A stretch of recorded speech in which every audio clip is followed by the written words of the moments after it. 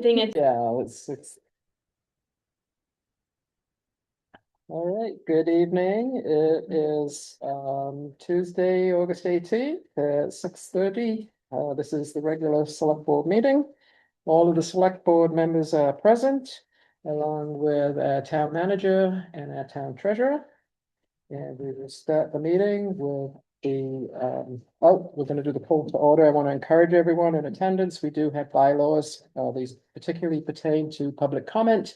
And if we have public comment, I'm going to ask that we follow those rules if especially if you all get unruly. And that we let each person take their turn. And if you have something that you really agree with somebody who's already spoken, you can just say, I agree with so-and-so. And not reiterate everything that's already been said. If you've got new facts, information, data, then please share that. But otherwise, you can just show you're on the same page. And with that, I think we will start with Pledge of Allegiance. The flag is up. I pledge allegiance to the flag of the United States of America, to the republic for which it stands, one nation, under God, indivisible, with liberty and justice for all.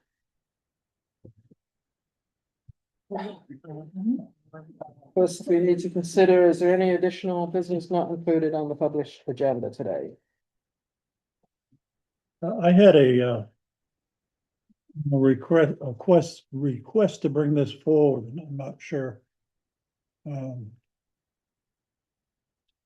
to do that, or where it goes from here, but it's a request for a feasibility study on a three-phase tie-in interconnection, which would essentially get us off the grid that we're on now, where we're losing our power every other day, and would get us on a grid on the other side of town, which would prevent that. And it's a proposal that needs looking into, and I just don't know what our role would be in that. So I think the process for that is we're not going to add it to today's agenda. We don't have any facts, data, background. It would take some research or study. If you can send that to Shannon, she will figure out what we need to do, and we'll talk about putting that onto the future agenda. Are there any conflicts of interest with the select board in tonight's agenda? And okay, we need to look at the select board meeting minutes for the last meeting, August 4th. They're in the packet, they were sent out for review, some edits went in, so second copy came out. Would someone like to make a motion to accept the select board meeting minutes for August 4th? Motion to accept select board meeting minutes from August 4th. Your second? Second. Any discussion? Any changes, corrections?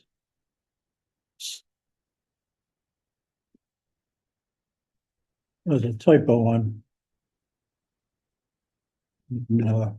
warrant donations for Mr. Steck has a new Polish name. You noticed there was an extra letter. That's okay, yeah. So we can correct that. Anything else? Those in favor of accepting the minutes with the typo corrected? All in favor, that passes.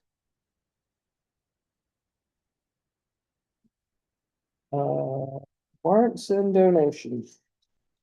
First one is payroll number 7. Shannon, anything you can tell us about payroll number 7? So there was just one employee that I had only put down 1 week out of the payroll period on here. So you'll notice in the second next warrant that additional week will have been included for that employee. But that's the only note. So basically you're saying there's 2 warrants over this period because one of this. Would anyone like to make a motion about payroll number 7, please? Motion to approve payroll number 7, the amount of $19,050.41. A second, Second, any discussion? Those in favor? Motion carries 5-0. Similarly with payroll number 8, Shannon just explained why we have 2 warrants. Would anyone like to make a motion on payroll number 8? Motion to approve payroll number 8, the amount of $1,867.47.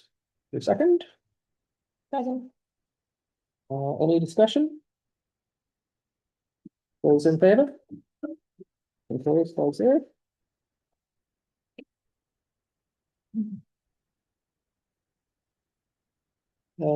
Accounts payable number 9, Shannon, what can you tell us about?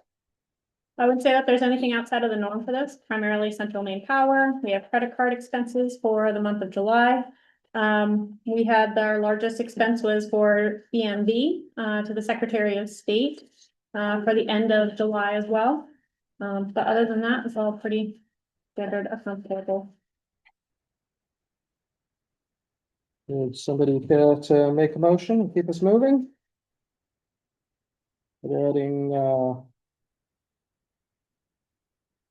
account payable number 9. Motion to approve account payable number 9, amount of $45,661.64. Second, Second. any discussion? Those in favor?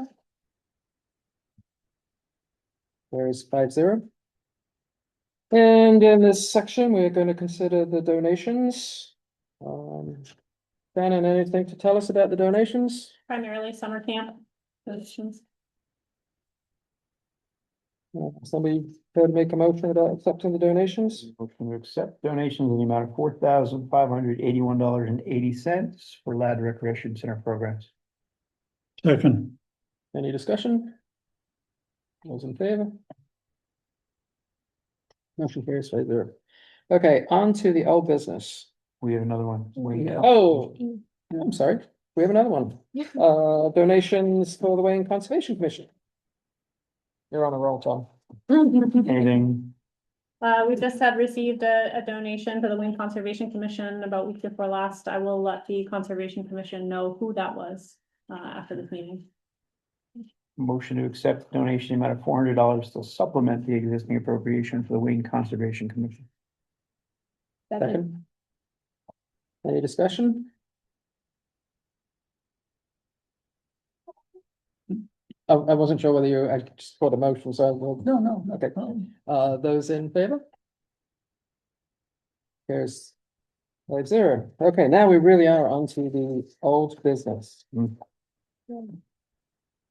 So first item is for a warrant for the secret ballot referendum election regarding the Town of Wayne Code, Chapter 60 zoning. Shannon, what can you tell us about this? Can you tee this one up? So in the last meeting, I asked the select board if you wanted to hold a referendum in conjunction with the November 3rd election, or if you wanted to have a special town meeting in person for a floor vote. And so there was a vote to go ahead with the November 3rd.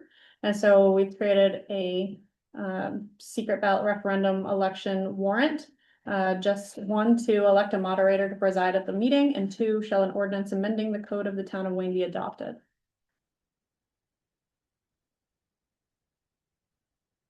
And I sent out the changes as they were also sent out and prior to the town meeting in June. And I've updated them in accordance with the code. So those were sent out in another email to you previous to this meeting.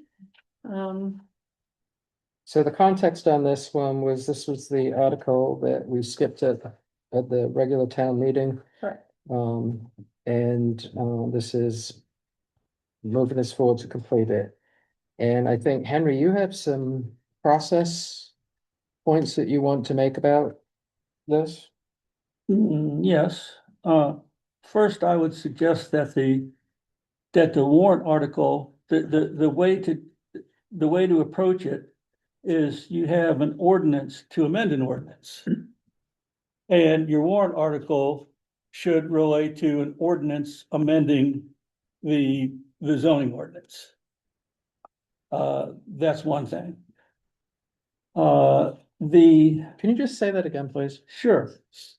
The operative document should be an ordinance that is titled along the lines of this.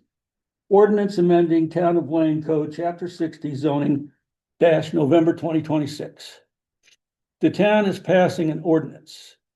That ordinance is amending another ordinance. And so I believe that's what you should have on your warrant.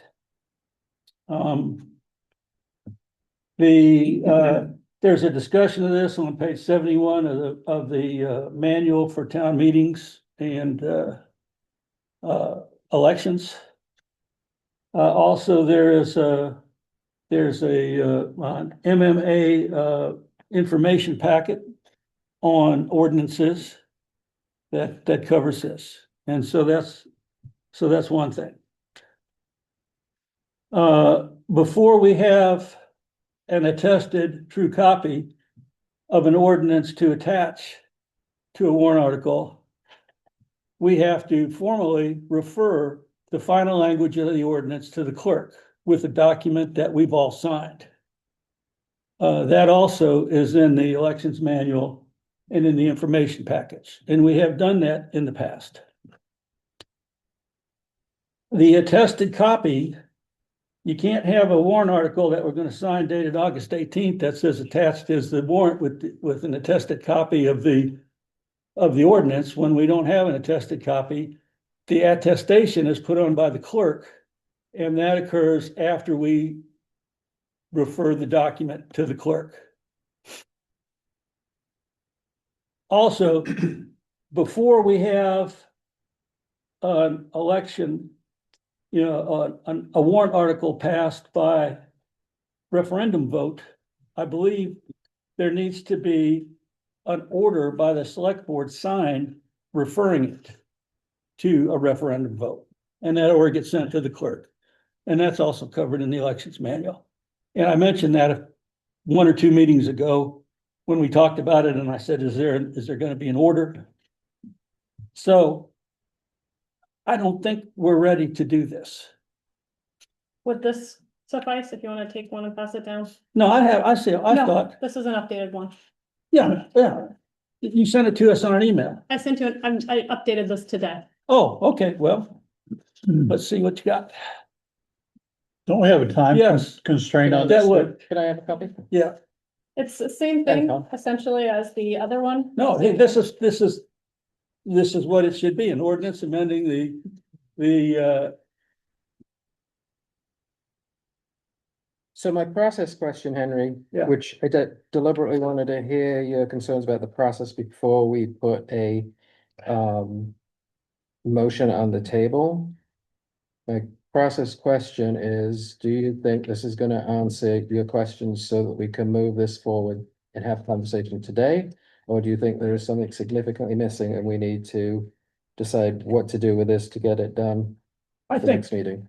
I think this is an ordinance amending the code of the town of Wayne. You might want to put on there that it amends chapter 60 zoning, but it's that's fine. This is different, okay? If we want to approve this ordinance, we should approve it, vote to approve it, and then we should sign a certification to send to the clerk, okay? That's Okay, good. so with that, let's continue with this item of old business. And would somebody like to make the motion to, actually, I'll do this. Move to approve the warrant for the secret ballot referendum election on November 3rd, 2026, with the following question: shall amendments to the Town of Wayne Code, chapter 60 zoning be adopted? It would be, No. No. shall an ordinance amending the Shall code of an the town of Wayne ordinance, be adopted. okay, correct me with this wording? Yep, shall an ordinance amending the code of the town of Wayne Mhm. be adopted. Okay, so to restate Or that, my motion is shall an ordinance amending the Town of Wayne Code be adopted. Do I have a second? Well, hang on a minute. We did, I'll second, so we can Okay, discuss. Okay. let's. What the state.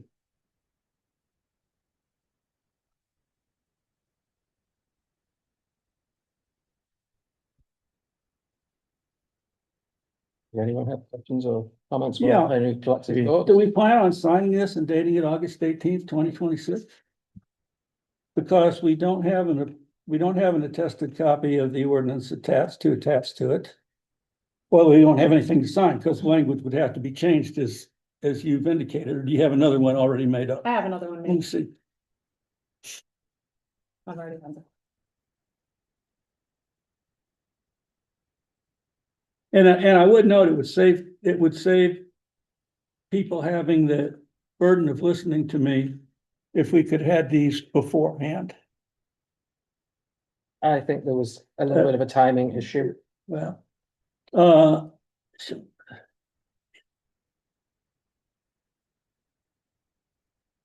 yeah, when we approve the wording on the ordinance, and certify it to the clerk, and the clerk has a copy of the ordinance that the clerk puts their attestation on, then we can do this.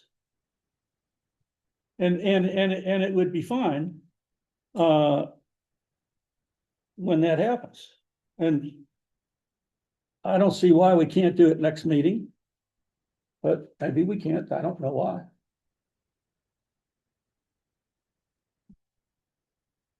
I thought we were under some time constraint. Was I wrong No. about this? There's no time constraint on this.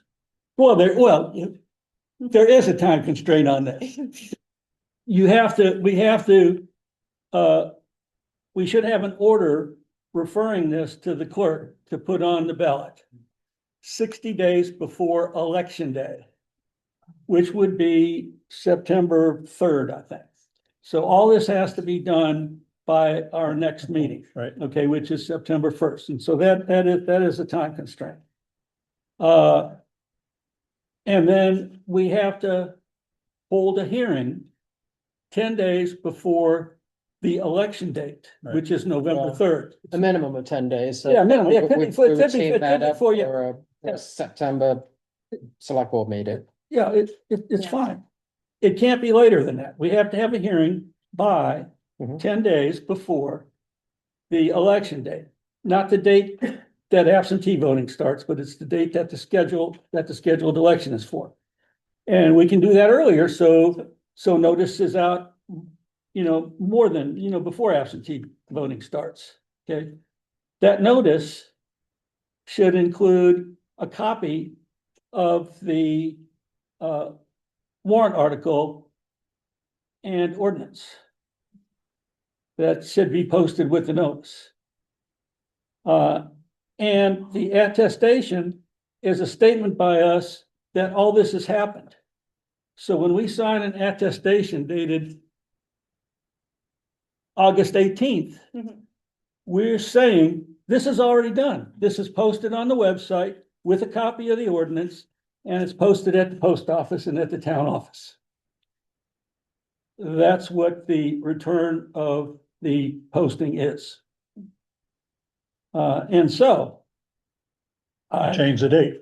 Yeah. That's what I'm we need- looking at Shannon and she's Yeah, we looking need- like she wants to speak, I- but this doesn't sound insurmountable to. So that should be, I had already drafted a certification of the official text, but I did it to the town of Wayne Code, chapter 60 zoning. I didn't do it as an amendment, an ordinance amending. That's the change. So if it's an ordinance amending the zoning, chapter 60 of the town Wade of Code, I just have to change the name Yeah. on that. So, I also have a from a- public hearing drafted for September 15th as well. So So- this has to be at least 7 days and no more than 50 days before the, So from a process perspective, we can vote on the motion that's on the table. And you can get the paperwork correct and we could come into the town office and put our signatures on it. And include the public hearing on the whatever date you've got. What? Is there an issue with that, Henry?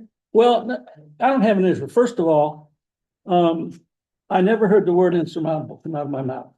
No, I Okay. said that. I know, but I didn't say any of this was insurmountable. all of it is perfectly workable and can be done in time if we just choose to do it. Okay, that's all that's My all question that, is, can we choose to do it tonight so that we I would prefer. can get it? I would prefer to see it and sign it on September 4th or September 1st. That would be my preference. Does that need to be done at a select board meeting though? If we pass the amendment, I mean, the motion, Well, can't we sign the correct document before then? Does it need to come to a public meeting, select board meeting? I would say that the direction that you would be giving would be approving a warrant, which you've already seen the warrant that I handed to Henry with the ordinance to amend the code for chapter 60. Whether you want chapter 60 in there or not, I just Yeah. left it at the code, but it is all the references to chapter 60 under Article 1 and Article 2. These are the same definitions that came in June. So you could approve that. We could date it for today and you could still come in and do it. And I can bring back or have everything ready to go for you and do a public hearing at your September 15th meeting. And I talked to Phil as far as doing an order and he said that our attorney said that you can just do that in a motion on here. And so I took the last meeting as your direction of putting it on the November ballot. And then this is approving the warrant. And then the attestation, I have that available and ready. And then I also have a public hearing and then I have an additional document for you as well, the certification and and the warrant. So, And can you read that motion back again that we're talking about? yes. And so the warrant would be right here. And so consider approving warrant for secret ballot referendum election on November 3rd, 2026 with the following question. Shall I hand it over?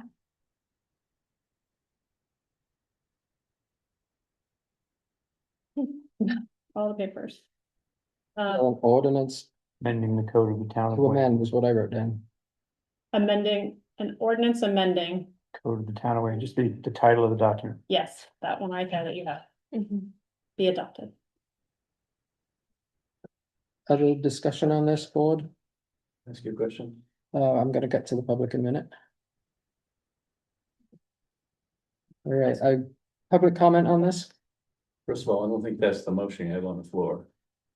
So that needs to be fixed. Second, my real point was, when you're doing a referendum, the rules are a lot different than regular town meeting, as we're all hearing here. But the issue I raised last week was to make sure, and Henry may have insinuated, he may have said it, but to make sure that the public hearing is conducted sufficiently in advance of the vote, that it meets the requirements of the law.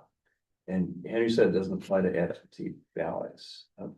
I don't know, I didn't look it up myself, but I'd like to make sure that you all agree with that. Well, And secondly, I don't know that the public hearing that you're planning is actually the proper number of days in advance of absentee ballots, if it does in fact apply. And even if the law doesn't apply, I'd like to suggest that you recognize the needs of the citizens that have the public hearing before they vote, whether it's absentee or otherwise. That's all. Three parts to the same question. So the motions are correct. The timing for the public hearing for absentees and the timing for the public hearing for. I can't even read my own writing. What was the second one you said, Doug? So the three things are, you want to make sure your motion is reflective of what you've already discussed, which it currently isn't. Second one is whether absentee ballots are part of the formulation of when you have to have a public hearing. And Henry says they aren't, but even if they aren't, I would like to recommend to you that the public hearing be conducted in such a way as it meets the requirements of the hearing in advance of any voting. So that people, and maybe the date you're proposing actually meets all my requirements, I don't know, but I don't know the dates. September For 15th example, would be if absentee ballots are available 45 days before, then I don't think your date works, but if it's 30 days before, then you've got plenty of time.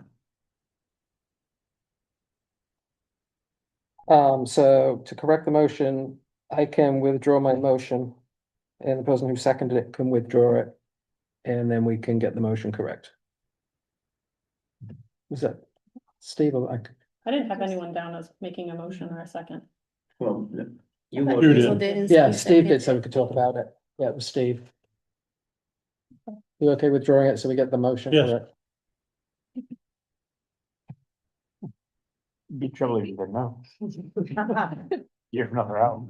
I know we're supposed to inject humor into this meeting, but that was not the moment to do it. So we have to get this motion correct. Somebody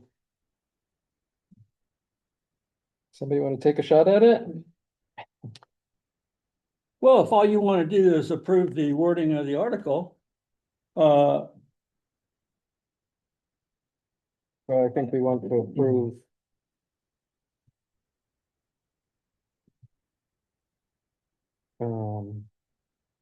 We want to approve the warrant. that's what I meant, the word, yeah, yes. Yeah. That's, approving the warrant doesn't relate to, yeah, that can be done. That's not an issue. We have an ordinance amending the town of Wayne. I suggest the date. Well, we say that an attested copy of the ordinance has been incorporated into this warrant by reference, and we don't have an attested copy of the ordinance. If you wanna, Isn't that making it more complicated because the attestation and all that stuff is part of the process that we have to follow? what does the note say on the thing that we're approving? Okay, hang No, on a it's second. Can I go attested- back to Doug? What was the issue that you had in on the actual motion? The motion that you had, then it was, what's in here, shall amendments to the code be adopted, and it should be shall an ordinance Yeah, amending. I thought she said that. Yeah, we corrected that. You did say that. Not in the motion, unless you just did it. I didn't Not get the within- last word you. It's in writing, I think was recognized as being incorrect, so when the motion was made. Corrected it. verbally, Yeah. orally, An ordinance. yeah. it was- We have to restate that motion, put it back because it was correct, I believe. Shannon, can you read what we had and we'll just restate it since I withdrew it? So the new one, Yeah, consider approving warrant for secret ballot referendum election on November 3rd, 2026 with the following question. Shall an ordinance amending the code of the town of Wayne be adopted? Everything else flows from that. And okay. I would like to add to be dated effectively after the attested ordinance has been attached to the warrant. Because the warrant says there's an attested ordinance attached to this. So See the that's, note, an attested true copy of the ordinance is attached to and posted with this warrant. I have this, but it Yeah. happens to say the town of Wayne, chapter 60 zoning. I can Yeah. change that one line and have it available for you to sign as well. I just have to change that one line. Is that the referral to the, This what- is the what is that? specification to the official text of the town of okay, Wayne yeah, code, chapter Yeah. 60 zoning. But if we're gonna do it as an amending the code of the town of Wayne, like an ordinance, then I just Yeah. have to change the title. you can change the title, attach this piece of paper right here and we can sign it. Okay. okay, I'm not sure why we have to put the attestation into the process, but shall. Well, it's only because the thing we're signing and dating August 18th says it's attached. Would you be happier if it says will be attached? The law says it has to be attached to your warrant. And so let's just attach it.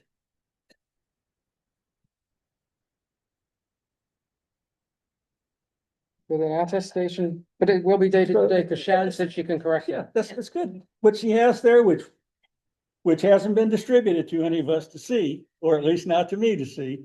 What she tells me exists and hasn't been distributed for me to see will work. Okay, move to approve a warrant for secret ballot referendum election on November 3rd, 2026 with the following question. Shall an ordinance to amend the Town of Wayne Code be adopted with an attestation dated 8/18/26.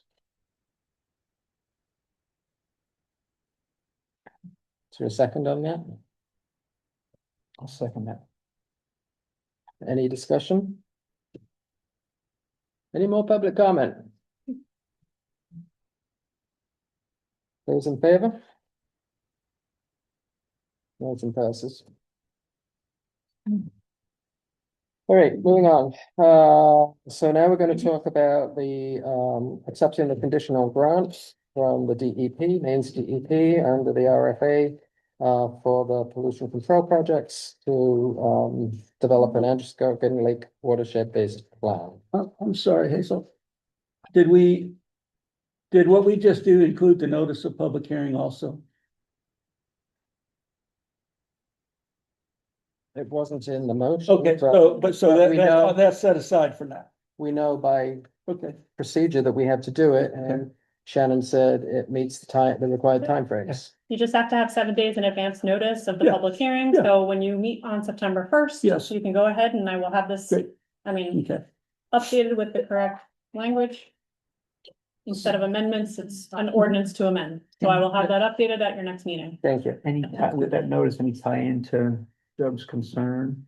No, the ordinance, the what's it called? The absentee ballot should be available October 3rd, September 15th should be sufficient. All right.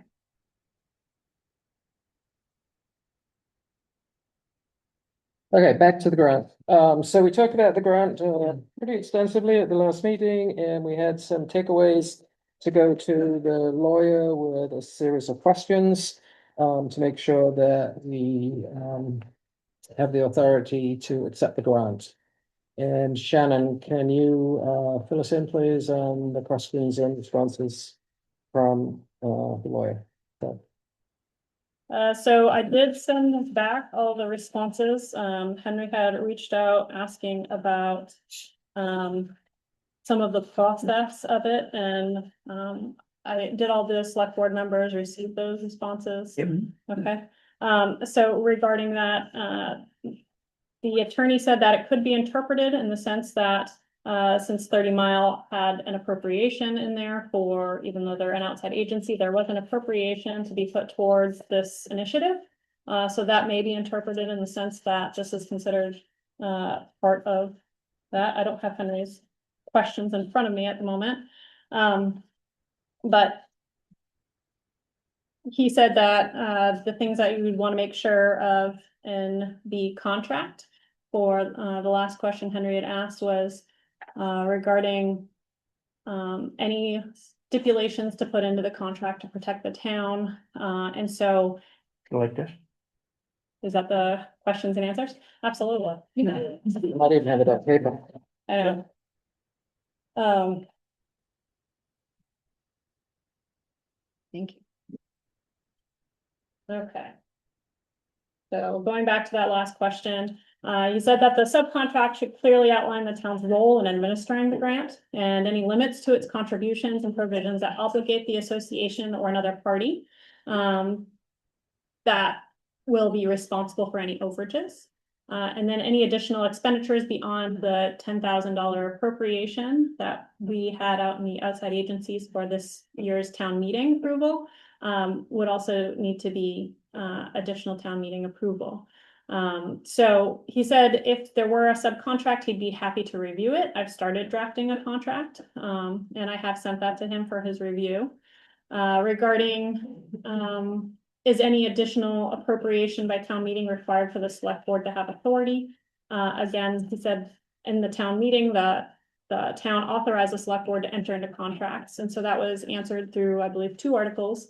And so he outlined that one and then also with the appropriation again. And so how that may be interpreted. So our attorney didn't see any issues or concerns as long as our subcontract outlines those stipulations that he put in there. All right, so we need a motion to accept the conditional grant so that we can have discussion. Motion to accept conditional grant funding in the amount of $80,000 from the Maine DEP under RFA number 202-602-025. Grants for pollution control projects to develop the Androscoggin Lake watershed-based plan And subcontract and subcontract with 30 Mile Air Association. Well, we're approving the subcontract or we're accepting the grant? To subcontract. Say that again. Oh, yeah. Two subcontract, Mhm. right, underneath, Oh. and subcontract with 30 Mile River watershed. There you go. I read the title, not the suggested motion. So, Do you want to restate that? sure. Certain sense. How about I just go move to accept $80,000 additional grant funding from the Maine Department of Environmental Protection and subcontract with 30 Mile River Watershed for the Androscoggin Lake watershed-based plan development project. Association. I think that's what it Exactly is. what's written. here. Second, Any discussion? No, Phil answered all my questions about town meeting approval being necessary.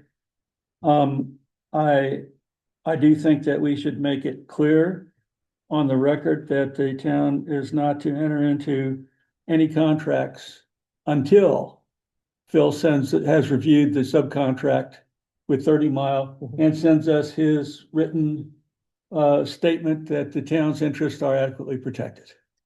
And So- then that's it. So in my mind, this is two steps. We first accept the grant, Right. and then that authorizes, 30 Mile River to start their negotiations on the contract that they will have with the DEP and also initiates a subcontract, Town of Wayne subcontract, and we will make sure that the Town of Wayne is adequately protected and that Phil will review those contracts before we, get it signed. Any other comment from the board, questions? Any public comment? Just one comment of potentially good news that I wanted to share is that it could be more than $80,000. And it wouldn't require any more match because we have well exceeded the 10% match requirement. Right now, we currently have 37.5% match in our grant proposal. But we have some additional funding available. And so part of our process in making revisions to the work plan with the DP, which would happen over the next week, is that we could potentially get more funding. So I wanted you to be aware of that. So, but the way, as Hazel said, the way the process works is you were exactly right. So we go through the process with the DP of making revisions to the work plan. They submit the contract to the state procurement office, and then the contract would come back to the Town of Wayne. And then once that's signed, then you can enter into the subcontract with 30 Mile. So- So So the, thank you for that update. That's encouraging. I think our motion is for the facts that as we have them today. Yeah. And if those numbers change, then you'll have to come back to us and we'll have to do an amendment. And if that results in an amendment to the to the state contract, then that's the way that plays out. Yeah. That's yeah, so there's time. that's how the state contracts work. Yes. Yeah. Before we move on, Heidi, is there any reason that you and Shannon can't begin working on the terms of a subcontract to send to Phil before you actually finalize your prime contract or your grant contract with the state? The only thing I would say is that we want to make sure that we finalize our work plan and budget, because if you want those Okay. details to be in the subcontract, then we want to make sure that's Okay. correct. And the issue on it, possible additional money would be That would- figured out before that. Okay, Yeah, Right, that would, thank so you. that would be figured out before the contract, before the DP okay. sends the contract to procurement. So that would be figured out like in the next week Okay. or so. probably. Thanks. But all of this, of course, Mhm. none of this is finalized until you sign the contract. Mhm. So our motion on the table is to accept the 80,000 as we know it today. Is there any other question or comment? Those in favor of accepting the grant? Motion carries, thank you. All right, we are moving on to the town treasurer report. Okay, so I'll start with the actual treasurer's report, not the cash flow. Okay, hang on while I shuffle my papers. Is that part of the packet? Is it in the packet? Yeah. That came before. It was emailed to us. Yeah, that was- Do we I have didn't hard print copy- it. do we have hard copies of it? I was saving paper.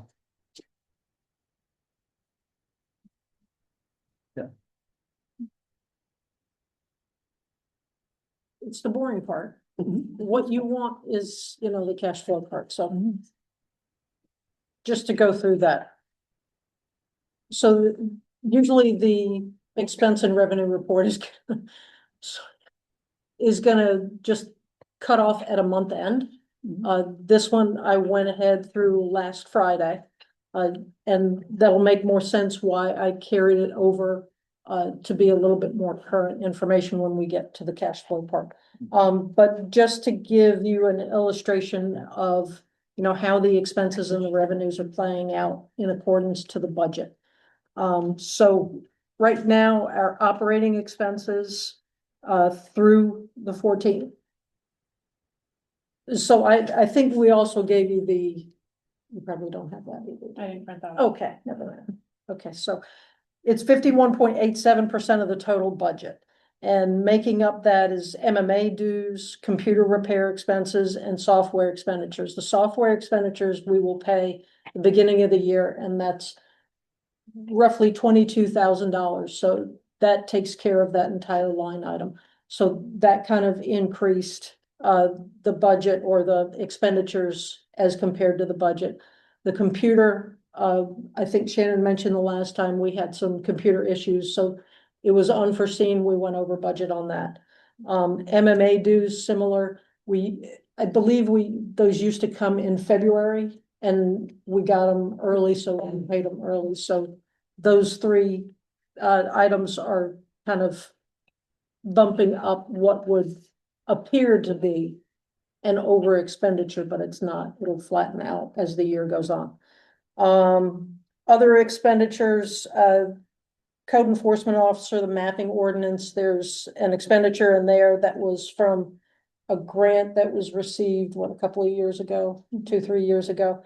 This was the final payment. There is a little bit left over. But we shouldn't have any more expenditures on that. Road administration, that was only $300 for the intern that we had working on. Roads, again, calcium chloride, we expended 80% of the budget. I think there's only a couple of times during the year that we can actually do that. We probably won't need to do it again. Not I until don't- maybe, next June. Yeah.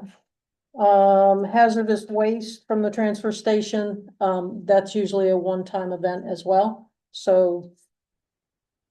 So $3,900 of the 5,000 was expended. Again, transfer station operations. In the beginning of the year, it appears that we pay a decent slug and then it flattens out. It's never consistent. But I believe in June, July, we pay a lot more than we would see throughout the year. Higher volumes with summer. Yeah, it must be. Weird. I don't claim to understand how they bill. I think we looked at it last year and we were confused then too. So then moving on to the town office shared expenses. So we had an expenditure of $32.75, and that was the last part of the heat pump that the first part came in June, so we don't see that in this one. So that's a good part of the budget that we had. Then moving on to revenues in general administrative. Motor vehicle, I think I talk about this every time. This time it was a little bit unusual. This was more volume than value. I looked at value and it seemed to be that more older vehicles. We processed 206 vehicles in July versus 160 last July. And it was a lot of older vehicles. They will move at some point through the hierarchy and then flatten out. So that's why this one was a little bit higher. Insurance rebates, I believe Winthrop just put out an email saying that they got their rebate, we got our rebate. So that's pretty much the entire budget of that one. Other revenues, so real estate tax payments, I think I said this last year as well, when we look at the expense and revenue reports, revenue is booked when the commitment is booked. So it looks like all of our revenue is right there. So when I talk about revenue for real estate taxes, I always pull those amounts off of the general ledger and say that that's what we've collected. So it's never gonna match what the revenue side shows. It just makes more sense to me. So I will differ as far as what Trio is showing. So the unfortunate news is that for some reason, the beginning of this year, when we usually have prepayments, we're not getting those prepayments. So I think for this month to date, in prepayments, we've received $9.39. And I budgeted $197,000. We're a little off, and that's true of July as well. I have no idea why. That doesn't mean that we're not going to get the real estate payments when they come in, but it's clearly not prepaid. All right, so veterans reimbursement. We get that one time, so that's basically all in. Code enforcement revenues, that's also down a little bit. And I don't know if that's just a product of building or it's a product of a turnover. So I think it felt like there were a lot of people coming in right at the end of the year trying to get a lot of stuff done, not really knowing, you know, anything about Angelica. So that supposition, I don't know if that's true or not. So code enforcement revenues are down a little bit. All right, any questions on those? I blew through that really quick, but I know we want to talk about the number. Yes. When in the future, when we are talking about this expense revenue summary report, can we also have in there the status of the Lad Recreation Center operating account budget, the aging at home, and the farmers market? So as a separate breakout, No, because where is it in there? Is it? so they are included in the general fund. Because now they are town departments, like the fire department Okay, falls into our. So Okay. it, I'd like to have a breakout if possible, because those are, yep, and. those are not, mostly not funded by taxes. We need to see how Right, that so I balances. do have those printouts for you, because you did ask the Okay. questions, Mhm. so if you want, Okay, I've got Thank you. those for you. Mhm. I didn't know if anybody else wanted to see them, but yes, I can do that going forward. Thanks.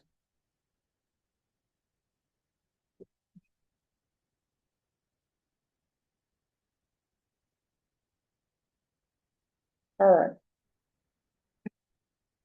So moving on to cash flow. So, and this is just going to center around the three main events that we've got coming up: county taxes, roads, fire apparatus equipment. So first, I want to kind of break out revenue, just so we know where the money is coming from. So the first couple of pages that you have is just going to illustrate what our revenue is, how it's comprised, how I view it. So I've got a projected column and a budgeted column. The budgeted column is what everybody agreed on, town office and through budget meetings. The projected is, it includes actual for July. And then as I project out, I project each month, and I do it based off of a 3-year average. So my projections are a little bit different, and I do have a reconciliation on that second page that will show you the difference between the 5.495 and the 5.479. So those are reconciled on that next page. So the tax commitment, you can see I've got 4.6. That's because I expect that 5% will not be collected in the same year that we book it. But you can see on the next line in that secondary table there, that other than current year is previous year's collections that I am making. So like I just sent out letters, getting collections on those. I had that number somewhere, but I am making those collections. So that will help boost this revenue, and hopefully we can make all those collections before January, when I have to start foreclosure processes. So that, the max amount that you would collect is that 217? Yes, because that's what's left over from the Okay. prior years to collect. So for 2024 and 2025, I don't have the breakdown, but I can get it. But that's what those 2 years comprise of. Yeah. 2023 has all been collected. Are those all real estate, or does it real estate and personal? This is just real estate. Yep. The homestead exemption and the Betty, those two will bring those in. Yep. Any questions on those first two tables? All right, the third table on that first page breaks down that second line of the first table, the general administrative. So we've got the motor vehicle excise, which makes up the bulk of the revenue that we have outside of the real estate taxes. And I do project that it's going to be in excess of what was budgeted. Again, just based off of history, it's been running higher. Everything else is fairly benign and it really doesn't move the needle very much. Any questions on that table? Okay. And the next page, that first table, like I said, is the reconciliation of the top table. That $15,000 variance that you see. So again, down at the bottom, you can see the tax commitment, the variance between that and between what I expect to collect from prior years. Then we've got the $10,000 that we get from general admin in terms of additional revenue that mostly is going to be interest, banking interest. So then the bottom table is just the depiction of each month, the revenue in how I've got it projected, broken out with the tax commitment, other revenues, and then the combined. So, and you can see that the darker highlights correspond to when we have tax payments that are due.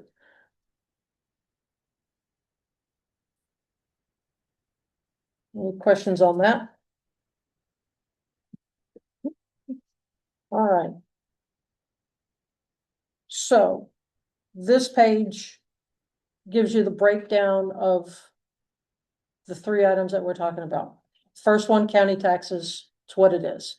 September 1st is when it's due. Okay. The next section are roads. You got the 691 that was left over from prior years, and then the 192 that's the carry forward from the general roads. The $250,000 appropriation for this year. So that gives you the 1.133 for roads that can be expended through the end of this year. Okay, then I've got the two projects broken out, the summer project, which that totals 553,000. The fall project, 237,000. So those projects combined are 791,000, leaving the balance of 342,000. Does that carry to next fiscal year if it's not spent? Yes. All right, Hazel, did that answer your question from your email? Yeah, I think so. At the top is what I think you were looking for. So the carry forward roads is which? It's the, So the 192 carries forward from. Right, That's what was left over from the operating, I don't want to call Okay, it from the road general, maintenance, but but it's left end of the over from general. road maintenance.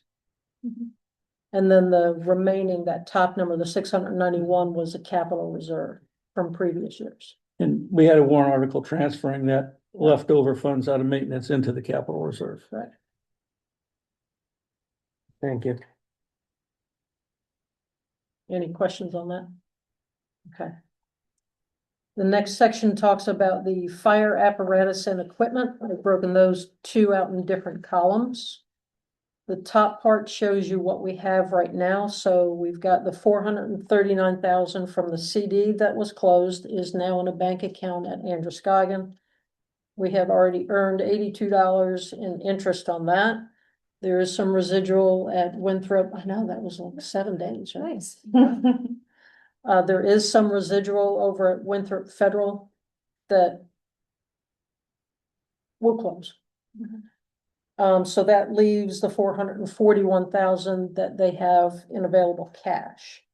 Adding the appropriation of 153,000, that would leave 594,000 to be spent for the apparatus. So the apparatus estimate is the 469,898. Dealer upfits, 81,676. Both of those were on the proposal that was shared. The local upfits and the onboard equipment, the local upfits were also part of the presentation that the fire chief had given earlier. The onboard equipment I'm showing is $6,000 that we just came up with last week for the bare minimum that they can get away with to put on the truck from a $26,000 amount that we were looking at. We're trying to figure out how to get it all to work. So we've got 6,000 because we're looking at delivery and shipping, and I don't know what that is. I threw in 20,000. All right, so that brings us down to the $72. Okay. So because that onboard equipment is considered equipment, I've got that under the fire equipment column. So of the carry forward and the transfer in, we've got 37,213, 20,000 for that other equipment. So that plus the onboard equipment makes up that 26 that he showed in the presentation. So that would leave 17,213. There is an operating equipment budget of 16,000. Any questions on that?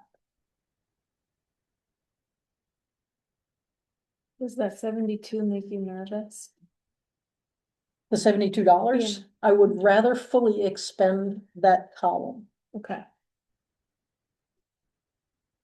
So, and again, that 20,000 for delivery and shipping, I have no clue as to what shipping and delivery of all those pieces would be. So that was a total stab in the dark. But again, that can go back and forth, so we can expend more, expend less off of the fire apparatus, but Right. we wanna fully expend that before we expend anything off of equipment, Okay. if possible. Any other questions? All right, so then the next few pages, I've given different scenarios of what cash flow could look like given different outlays. So the top part of page 4 is going to show you the bank account balance as of last Friday. So the 1.674 million. Projected revenues for the second half of August is 167,000. And our remaining expenditures of 189,000. That would give us 1.652 million. Yes, The 1.674, that doesn't include the withdrawal from the credit union that was deposited That's in correct. Androscoggin, does it? correct. All right, so in this scenario, I've got the summer project for the roads, county taxes, which are due September 1st, and the fire truck appropriation of 153,000. So that would be a net of 101,114,000, leaving a remaining cash of 538,000. So I prefer to have 2 months expenditures in the bank. that does not leave us that. So at the bottom, you can see the 828,000 is what our 2 months average expenditures are. So this would be a less than ideal. The next page, on page 5, is the worst case scenario. The top part is the same. So then we have both road projects. And the 92,000 represents what the roads could potentially spend without the $250,000 appropriation. So everything from the previous fiscal years and the carry forward. Okay, so that all totals what they've got available to spend. So that should be that 1.1 million that I showed before. County taxes and the fire truck appropriation. So that would leave us 208,000. I don't like that at all. So on the next page is the more likely scenario. So again, the top part is gonna be the same. The road projects, which is just the summer projects. My understanding is that because the projects have gotten pushed back, we're probably not looking at a cash outlay until end of September, early October, mid-October. But the project's supposed to be completed by the end of October. Right? Yes. Okay, so then the $153,000, sorry, $153, I'm sorry. $153,000 appropriation for the truck. I've eliminated county taxes because I know I can push that into October without them charging us interest. So we will push that as far as we can. And once we start getting everybody paying on that first payment, which 90% of that money comes in the last week of September. But as soon as we have that, we'll have Shannon drive the check right on over. And that will take care of the county taxes. And you like this? I like this way better.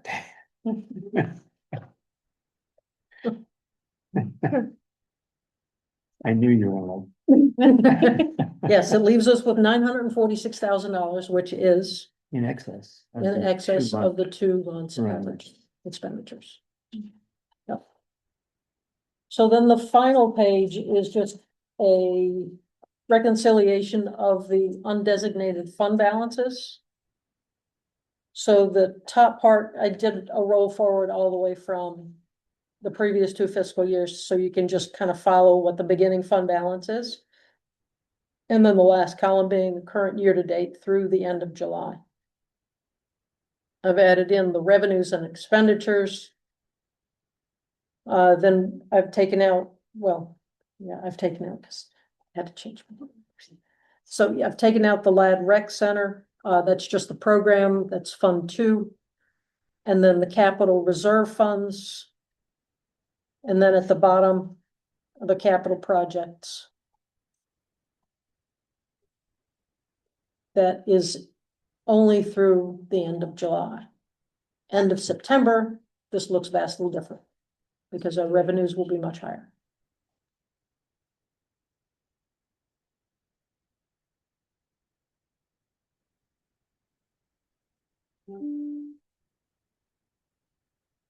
Any questions?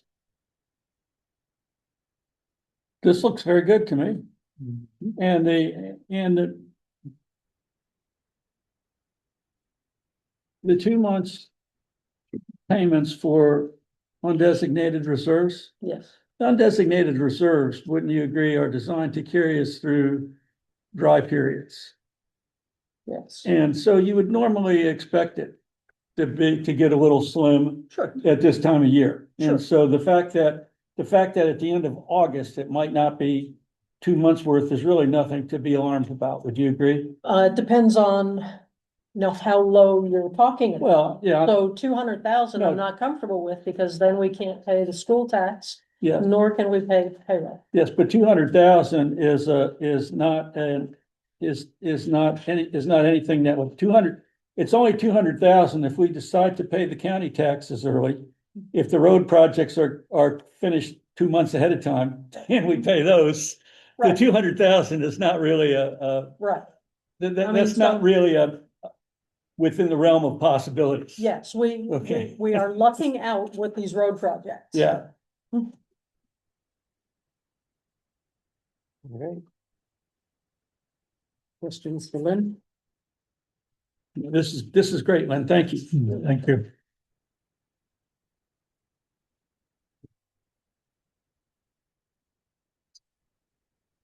All right, so no questions for Lynn.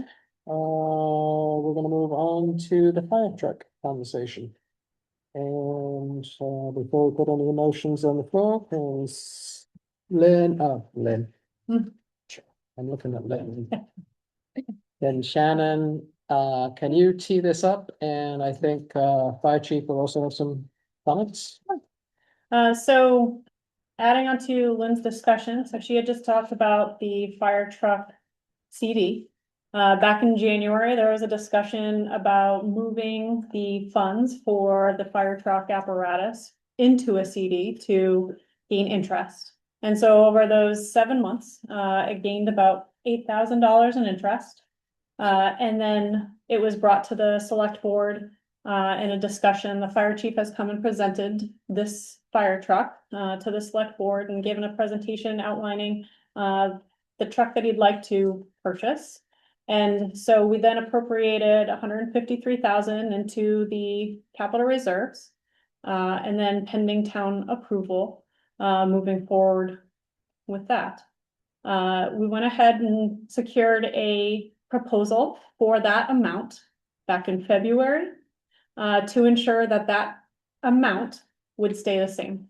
We didn't want to come to the select board and have a changing amount or go to the town and have it increase. Typically, these trucks range over 600,000. And so what was presented by the fire chief, and I'll turn this over to him in a minute, was a base truck of 469,000 with the additional dealer upfits, and then local upfits and onboard equipment. And so he presented with a list of all of these, and I will go ahead and turn it over to you. Our fire chief is Taylor Stevenson. Well, sorry, I haven't gotten to meet with you yet since you've been on. Just a brief recap. Really, this started 10 years ago when we built the last fire truck. We have had a history of saving money, putting money away towards our next fire truck instead of botting them out. We like to pay for them in the moment. We don't have to compete with other projects, and we all kind of know what's coming down the pipe. So it's an ongoing project with the budget committee and the select board over the years. In the last couple of years, through pump testing that we do annually and just general maintenance, the 1987 truck that we have now is starting to show signs of wear. The mechanics are here. And so we started looking around for new trucks. And one of the feelings in the fire department 10 years ago was we don't want another custom truck. We want something basic. We want something off the shelf. And we just want it to work. So that was one of the considerations that we were looking at, as well as adding more water as we have fewer drivers during the day, puts more usability into the truck, and it supports us and our mutual aid groups as well. Half of our calls are to mutual aid in our mutual aid group of Fayette, Reedfield, Mount Vernon, and Vienna, as well for themselves.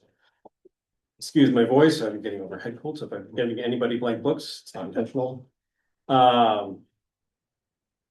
Not to dive too deeply into the presentation from the summer. Some of the numbers changed a little bit, not on the truck. The truck was locked in, like Shannon said, we got that agreed upon way back when. And so the equipment is really the flexible part. The quotes aren't good for very long, and the shipping is not usually included, so that has room to flex. So we're planning on paying for as much as we can out of the truck account. But if there is something that's gone up astronomically, we have that reserve account, the equipment reserve account to lay back on. Two of the big questions that came up at the town meeting were the weight, and that has been verified a number of times. We actually have the dealer rep on the phone if you guys have any questions for him, Vinny Ciodara. And so the manufacturer put the truck on a scale They didn't assume weights, they didn't do anything like that. They assumed some equipment weights after we get stuff on the truck, but the basic truck, tank, the water, the fuel. The truck itself, all of that stuff was put on a scale and we have about 5,000 pounds left to work with. The original spec of the truck showed 26,000 pounds on the rear axle.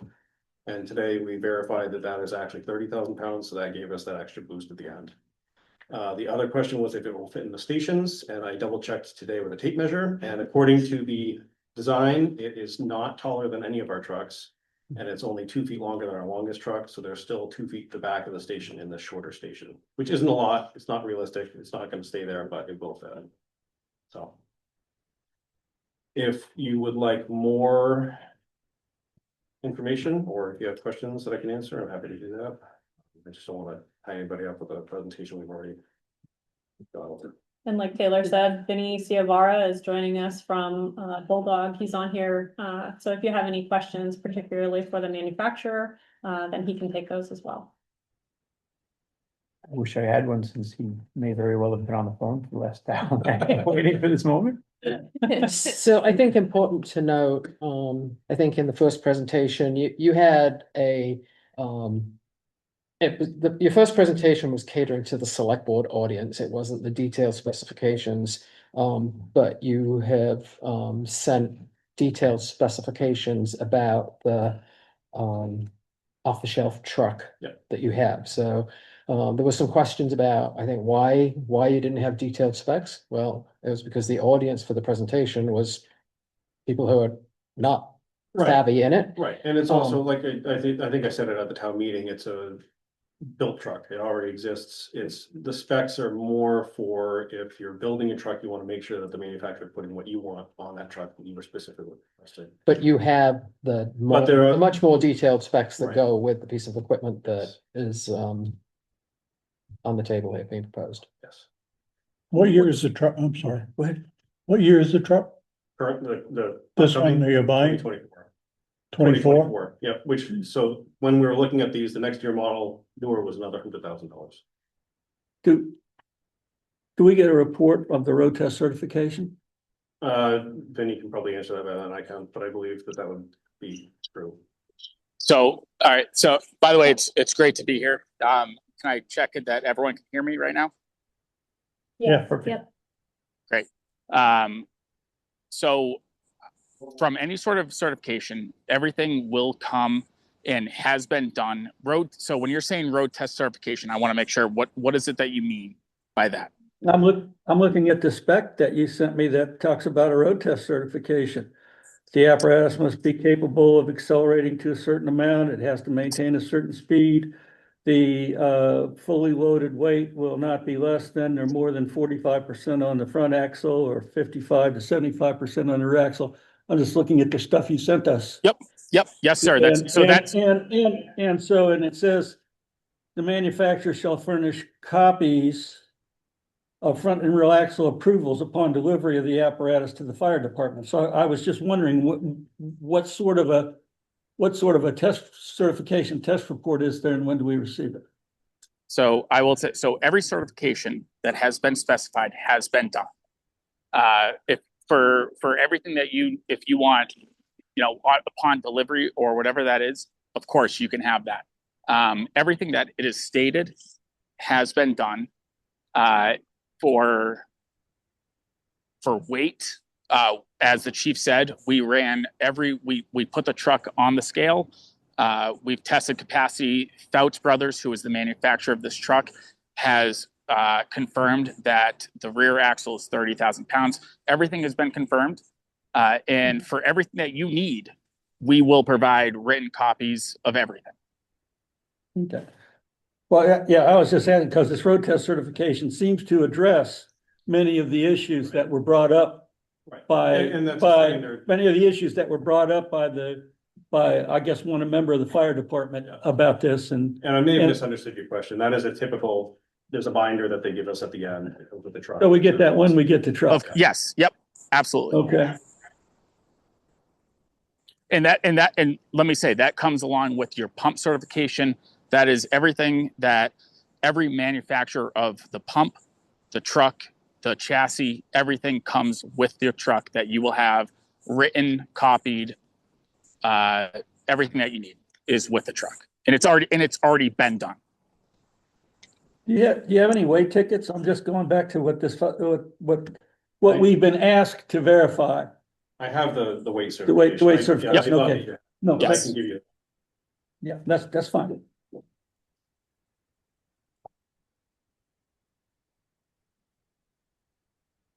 So when you say it's a 2024, does that mean it's used or is it? It's new. It's just a new, so it has no mileage on low amount. it. 6 months. It's I wouldn't know the, how to fix the- the mileage the- anyway. Well, they had to do the road test. the only mileage is from the truck being driven from the manufacturer to your location. Right.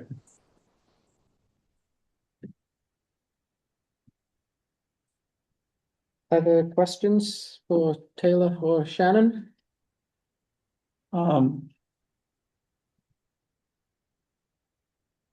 Yes. We signed a contract in February, is that correct? I was under the understanding it was just a proposal to lock in the price, upon further review. Yes, that was. As it turns out, we signed a contract in February. I was just curious why those documents weren't included in any of the stuff that we received from Taylor in March and April. Probably an oversight, similar to the miscommunication that I had with the select board approval. When we came and went through the budget process and went forward through, I had taken that as select board approval, and I understand where you're coming from, and it should have been a vote. So I've learned a lot about the process. I know some of us have learned a lot about the process, and I know I'm gonna change some things going forward with communication and how we operate.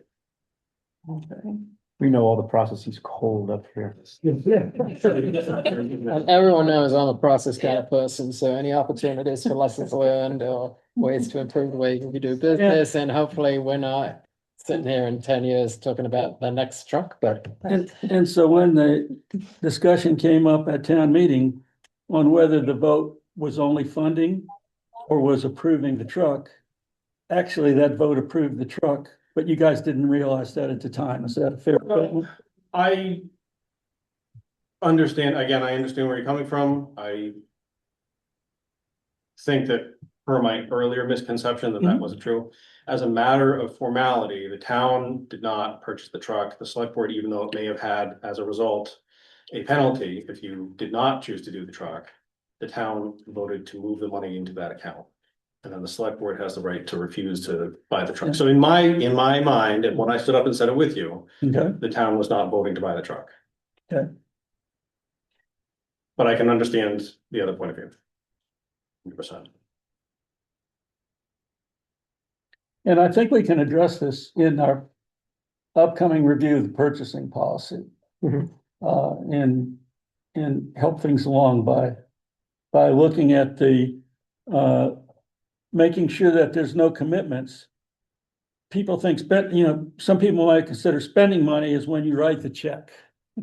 That's paying the money. I think you spent the money when you enter into the commitment that is binding on us, where we have no choice but to write the check. And we can address that with the person. We can, but I've read this purchasing policy, I can't tell you how many times, Yeah. and never before spotted that it's for all town departments except for the fire department. Mhm. So, that kind of, well, this has the rules, it is an exception. I don't know the history behind any of that. But Another thing to address during our revision process. Yeah, I'd be happy to be part of it. Yeah. Taylor, you're basically swapping out your 87 truck for this one? Yes. Are you selling it? We have historically auctioned them off. Shannon and I talked about it a few months ago, and we're gonna try to do an online one to generate more revenue than we typically get, which is $1,500 in the past. So, and I wouldn't expect much more for that now. You're gonna have to get it out of there in order to fit. Yeah, so whenever this truck shows up, we'll basically swap their in-service status, and then that will be either stored outside or at another location. so I to, hope you understand that, I'll speak for you. From our perspective, this is a little tough. It's a huge amount of money. Right. And we've only been on the board for 2 months. Right. And, Comparatively, other neighboring towns have ordered custom trucks and it's usually a 2+ year wait and it's $850,000 to $950,000. So, and Vinny actually, I think can answer this question too. I asked him what this would be if we custom built it and it was another 300,000. It's, really not questioning the price as much as I am Just the amount of money that we're dealing with here. You know, for a small town budget, that's a lot of money. Now, the Bulldog added items, these accessories, are they of the nature of things that are not mechanical and don't break? The reason I asked, it appears to me that the warranty on that $80,000 worth of stuff is only 30 days. Have I got that right? Most of that, so there's, it's not fire related equipment as far as operations. It's not like we're adding a pump. We're adding a booster line and some tire chains and a few other items that I don't have ready for me. But so yes, I think Vinny could probably answer your question if the 30 days Yeah, covers that or something. I'm sure that 30 days is probably okay on tire chains. I don't know what you could do, what could happen to them after 30 days. But my question was, are you satisfied that a 30-day guarantee is adequate protection for the town for the type of items that are being added by Bulldog? I am, and we also have a 25-year relationship, I think, with Bulldog at this point, and so they've always helped us in the past with items like that may be outside of warranty, but not. I would say to having been working with the chief on this, we are very satisfied with this relationship and we want to make sure that you guys are happy, right?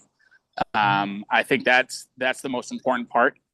And you're right, there are other avenues that departments can go with the custom route and more cost, more time. But I will say one of our strongest brands, maybe our strongest brand, is Fouts Brothers, which there are a few neighboring towns to you guys in Maine that have been very happy with the product. And it's a very solid truck and will, I think, do everything that you guys need it to do with, small sort of upfits that Bulldog is doing to make it exactly how the town of Wayne wants it to operate.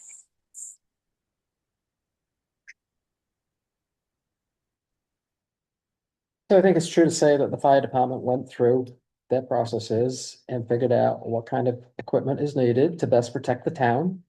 You're the ones there on the spot, doing the work, taking the risks, and understand the job and the requirements. And I don't think it's most of, if any of us have any background in this, I think we depend on the fire department to do its internal work. And I understand your process went through fire department and has the support of the fire department. And for those who can't see, we do have a member of the fire department here, I believe, in support of that. Yep. Okay, so I think we need to move this along and get a motion on the table. There is a suggested motion there. If somebody would like to enter us into a motion so we can move along. Yeah, I'll make the motion, but first I just have a question, Shannon. Why is the condition that the town treasurer approves the release of funds? I was just curious. Just given the cash flow, we just want to make sure Okay, that everything, I've been going to her for everything as far as Okay. even doing any kind of checks. Is this okay? Is this okay? Okay. So I would wholeheartedly I'm go- turn to I'm our go- town treasurer. I'm gonna make, That. I'm happy to make a motion, but it's gonna exclude the condition, because I don't think that's necessary in our, I mean, if we approve the funds, we've approved the funds, and then you guys have to decide. I don't expect you're gonna be writing bad checks. So, Neither does Vinny. I would move to authorize an expenditure in the amount of $594,359.14 from the fire truck reserve account for the purchase of a fire apparatus and related equipment. Any discussion? I'm gonna open this to public comment. No comment. I'm very proud of you. All of you, all the fire department, and it's been a big effort. Without any other discussion, all those in favor? Motion carries 5-0. I just wanted to thank you, Vinny, for being on the No. call. No, I want to say thank you to all of you, and I can't wait to deliver this truck to you guys very soon. Thank you. And thank you for your time. We've all got to run, but I appreciate everybody's effort on this. And you'll be Yeah, back awesome. in another meeting with the local updates? Yes, if it exceeds that amount, then Oh, okay, that should be everything on the truck. gotcha. But, thank you. Thank you, everyone, for coming. Thank you. Thanks. Thank you, guys. All right, Thanks for your service. So, moving on to discuss town maintenance request. Shannon, this is all yours. all right, so I'm handing out a sheet. This has been an ongoing project, and so this actually was a project that our intern, who just recently left us, put together for me. Previously, whenever I get a phone call, I get like this. I have a bunch of sticky notes through phone calls and emails, people stopping by my office.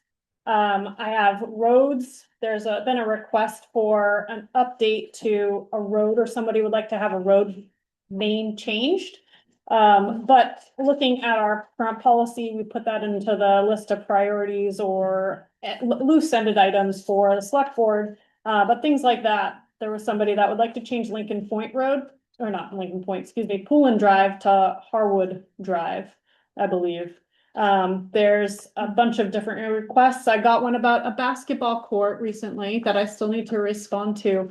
But I also just went and got a collection of things that need to be done around the Loud Rec Center. I met with the board chair for the Loud Rec Center, and we did a list of all the maintenance things. So the basketball court kind of falls under that. But it was still under all my notes. And so I just wanted to let you all know, I mean, when we get requests here at the select board, I have a lot of requests here. And so how I'm managing it is I try to get a lot of things in one. Under the roadside culvert issues, ditching needed, some of those will be taken care of with the upcoming maintenance that we're expecting in the next couple of weeks, as far as ditching or culverts or shoulder repair. So I'll go down through and probably update that list here accordingly. Like I said, I just received this recently, and it definitely helps organize this process of all these sticky notes. And then, I mean, as far as the dam, I've had requests regarding the North Wayne Dam. We have a lot of erosion control. I reached out to someone to get quotes for the stairs. They just got back to me with a pricing. Right now, I'm trying to understand where we are with the budget, because if I expend all of the parks budget in the fall, then I won't have anything to prepare for Memorial Day weekend or going in before 4th of July at the end of the fiscal year.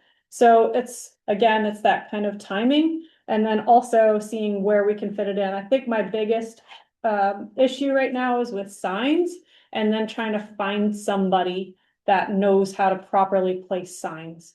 And so trying to figure out how to advertise for that is a challenge in and of itself, aside from just getting those. And I've gotten multiple calls about Lincoln Point Road stop sign. But myself personally, I've never emplaced a sign. I know it's very challenging. Our intern actually went out and took a look at some of the signs to see if he could do it. And he said it's way more complicated than he thought it would be. And we have a Connex full of different signs. So we also have another product like this with an inventory of what we have for signs. So there are some that need to be reviewed. I've gone out and taken a look out on Mount Pisgah, and I had the DOT come out and meet me there to look at hidden drive signs. I've actually gone out and looked at a lot of these different things that are here. I've taken pictures. I've looked at trees that are falling down. And after we just had that microburst, I got a lot of calls because we had tree limbing going on at the same time. Mm-hmm. So a lot of people and residents from the town asked if they could get the town family discount and be added onto that. Unfortunately didn't. So I've got to get them out there and really assess if it's an immediate hazard, if it's like a threat that might fall down tomorrow, or if it's something that might last a couple of months, because I'd like to have somebody come out and do all of them at once versus just onesies and twosies. It can be way more expensive doing that. But I just wanted to print this off just to give you an idea as far as what I've currently been addressing. And if I don't get back to residents, I don't want them to feel that I'm neglecting them, but it is a lot and it adds up and I will get to it. There's been another request. I also had another repeat request regarding a parking ordinance. We currently have a parking ordinance, down at the Inland Fisheries and Wildlife Dam, or not dam, boat ramp on Androscoggin, and we have conflicting signage with our ordinance.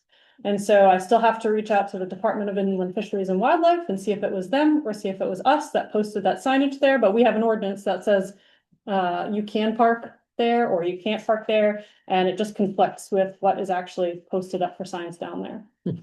So getting that straightened out at some point. And I think parking ordinances are one of the only ordinances that the select board could actually revise without going to town meeting. For that, so that is something that I will bring to you at some point. But again, these are town maintenance requests. Do you have any questions about any of it? It's something that like could be posted on the town website. Like, look at all of the requests, like, We could. you know, I don't know, I feel like if I made one of these requests, it would kind of be nice to see like somebody listened and it's like being worked on, Yeah. but We it's a can. lot. And I actually took out a lot of the additional contact notes. I Yeah. have people's personal phone numbers, their addresses. I just took it off for the purpose of sharing for tonight. And I don't know who would want their names put out there or specific addresses Yeah. for some of them. Like some tree limbs that might be hanging out in front of their house. I don't know if they want that known or that they are calling That about they're multiple asking. things. We might want to be careful about what we post. What we post. Yeah. Because But- if somebody has a question, they can always call. So you could put something out that says, if you have maintenance requests, please let the town office know. And if you've got questions, please contact the town office. Yeah. I think they are. They're aware. I think we have to leave it to Shannon to figure out a work plan on this and the best way to organize the work and get it done as efficiently, effectively, and I think cheaply as possible. I would note that the last item is not Henry's tree. If it was Henry's tree, Henry would have already taken care of it. That was my personal notes, Henry. Sorry, I just wanted to make sure I knew which tree it was. I picked a picture from each of the benches, and that just happened to be the worst view. I'm sorry. So again, we won't publish this, Henry, but you know, Hey, if it's my tree, you may find it gone in the morning.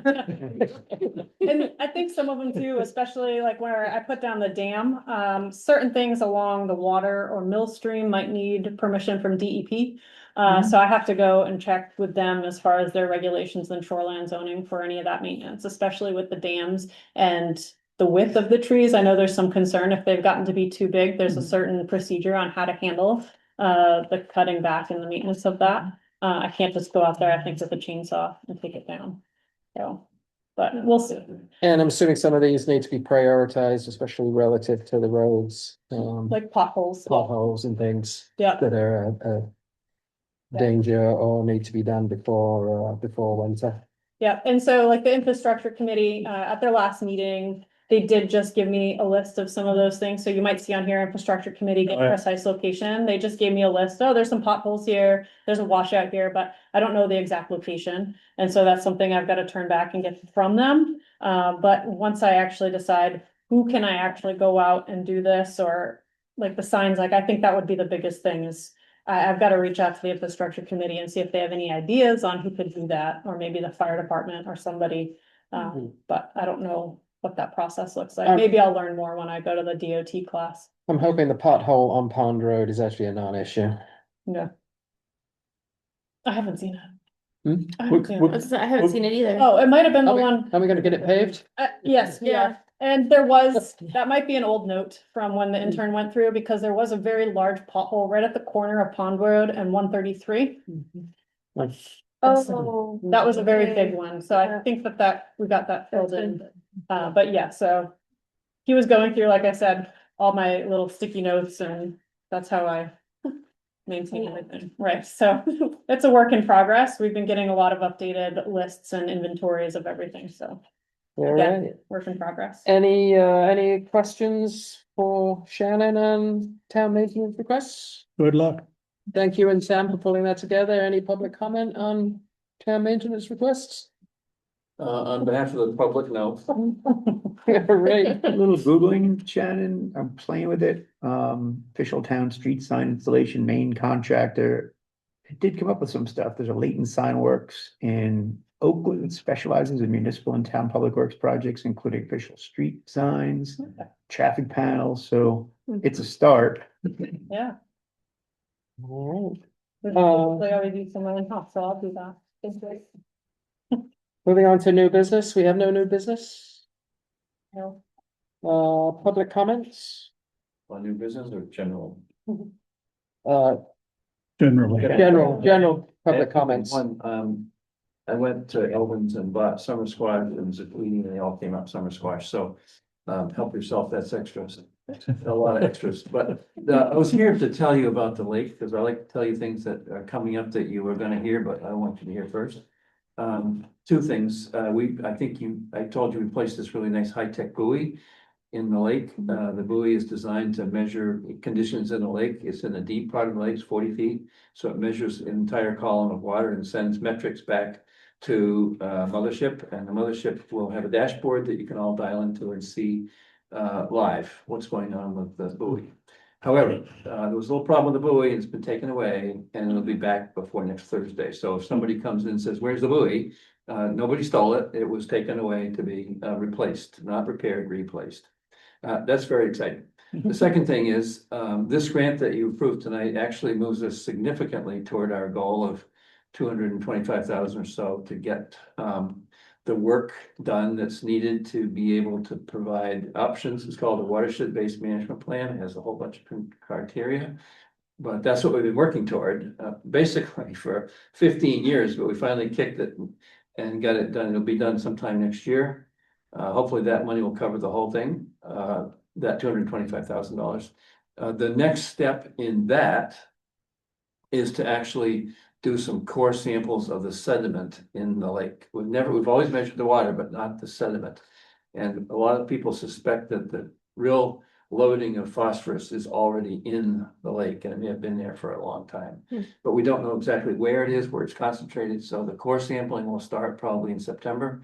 So if we see unusual activity on the lake, I'm not sure what it looks like, but it'll be done with the lake before it freezes, certainly. And then those samples will all be tested to see if we can determine things that need to be done.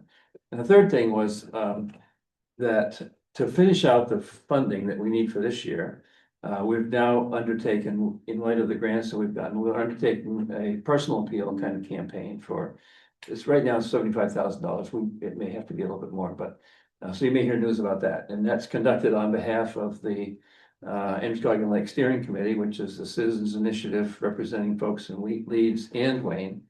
And it's gonna be very exciting, but hopefully that will be wrapped up soon enough so that the cash flow from that will carry us until these other grants actually kick in, because some of the grants you can't spend for things you've already paid for. So that's the new, the best news is today's August 18th and the lake is blue.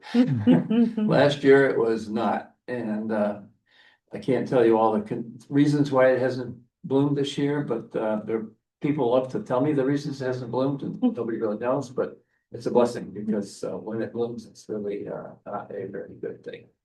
That's dangerous. So, any questions about the lake?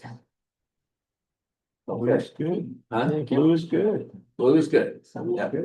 Could have got a blue ice cream if we're done by 8 o'clock, which we weren't. So the Boys, it's now number 3 on their list on the boards. That means they list us in terms of popularity. So keep. I didn't know that. Well, I said, it's not from where it was. You said, well, it's more popular. It's moved up on the list. I said, wow, okay. Oh. I know that. It's that in the. Think we will? True, so don't. Okay. 95 one or something, the one that goes, the blueberry and lemon, it's Key West, Maine. No, seriously, No, it's that's one, yeah. It's called really, I-95. I think it's called I-95. Okay, Yeah, anyway, it's- I'm just saying, thanks for your support. It's really big. Yeah, we've done a massive amount of work in the last year. So it's all because people have been really active. All right, moving on to town manager report. So last agenda, I broke out a road commissioner report and the town manager report separately on the agenda. Tonight, I'm just gonna break it out and just talk about it. So as far as road commissioner goes, we had a delay in our road closures. And so I've been trying to send out notices accordingly through our email distribution and posting it on our website. But we've got Fairbanks currently with a road closure for August 24th and 25th. I've been getting calls requesting where specifically and will it still be open on the south end? And yes, the portion of Hardscrabble that is currently paved from Lincoln Point Road south, about 2,300 feet. That is paved, and so there are 2 cross culverts in it, and on one day it's gonna have 1 cross culvert replaced, and on the other day it's gonna have another cross culvert. So about 6 or 7 in the morning till about 6 at night, they're gonna close off that portion of the road. So anyone coming out of Perkins Beach Road or Norris Road, they can still take a right and go down through Monmouth. Then they're gonna be hopping over to Green Tree Road and starting ditching over there. Hardscrabble, Fairbanks was the first one.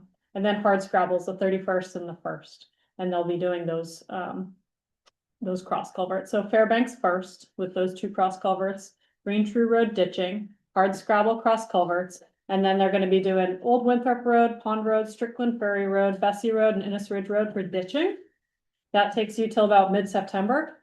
And then starting September 10th to the 14th, they're gonna be doing the reclaim of Fairbanks. And so they'll be grinding that up and putting down their base layer of pavement, and then Hardscrabble the 15th to the 16th.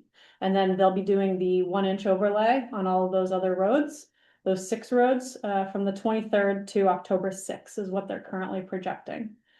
So I'll be sending out updates accordingly as we get closer to those timeframes, just to let people know. And I've been talking with some residents individually, and I've got some phone numbers that I'll reach back out to them. We do have 2 more driveway culverts that'll be getting replaced in the meantime as well. And then also hand paving. So once they do the regular paving, they'll be doing shoulder work to the driveways. They'll be putting in on the asphalt that is cut. They'll be replacing those. That's all I've got for road commissioner report right now. For any questions on roads? Is there a standard rotation through all these roads that you use? I mean, we used to have, I can't think of what you call it. Like as far as a road maintenance plan? Yeah, or just anytime there's a replacement of a road, So how often that is done and so forth. The degradation schedule or something, right? Or something Yeah, along I those think they lines. were. So I'll have to, I know that there's a state program called RSMS, and hopefully they go over that in that training. But I know previously, some of our previous road commissioners, they would do out like a 5-year maintenance plan. That's something that the infrastructure committee and I have kind of started working on. We're just playing a little catch up, I think, right now, because they had started some of their roads. They started 4 roads 2 years ago. And then last year, we just skipped doing the surface paving of those. And instead, we decided to reclaim 3 other roads last year. And that was Green True, Strickland Ferry, and Bessie Road, because they were just getting in a disrepair. Yeah. And so just to get them caught up, and now we're catching back up with the other 3 out of 4 that they had previously done, and doing all 6 of those for the overlay. Yep. And then we'll start continuing moving in. I think we're looking at Berry Road Culvert and Dexter Pond Road and Richmond Mills Road as well for future projects. For the town manager's report, on the back table over there, when you go to sign the minutes and the warrants, there's also a code of ethics policy. I thought I brought some last week. I don't know if they just disappeared, but there's some more over there. So if you could sign them, and then I'll take them with me back up to the office to keep them on file. Pass that on. Thank you.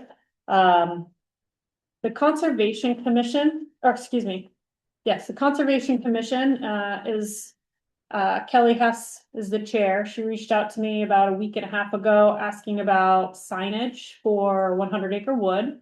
They're asking about doing events, like fundraising events. And that brings to the attention that we don't really have any kind of policies on fundraising. I don't know if that's something that the select board would be interested in creating. But just something that outlines what kind of fundraising they can do. If there's any limitations on any of that. Used to be a policy about booze and having, like the library wanted a wine evening. Yeah, You had to get permission from the select board for Okay. that. I don't know where the policy is or whatever. I'll have to take a look and see if I can find anything. I haven't been able to so far. But that would be good if we could update it. There's a law that says the Conservation Commission can raise funds. They're the only people that can do that other than us, but it's an it's an unusual thing, but they do have the authority to do their own fundraising. And accept gifts on behalf of the town for their purposes. And then as far as the comprehensive plan committee, they conducted their community forum on Sunday. They said that they had a good, they had got good input and feedback from the residents that attended. They estimated around 45 people in attendance for that. And so they sent me a photo. I'll be posting an update to our social media, just seeing how great of a turnout that was. And then they also had another meeting last night. So they're still moving along pretty well with the comprehensive plan. They've received a transportation chapter and another chapter, I have to verify, but from the Kennebec Valley Council of Governments. So they're working on that right now and continuing with that. The tax statements have been mailed out, so residents should be getting those in their mailbox anytime now. Check the mail. Yeah, and I think that's all I've got. All right. Any questions for Shannon? No public comment? Is there anybody online? Yes, you have 4 people online. You'll let me know if they raise a hand for any public comment, right? I would, All right, board member reports.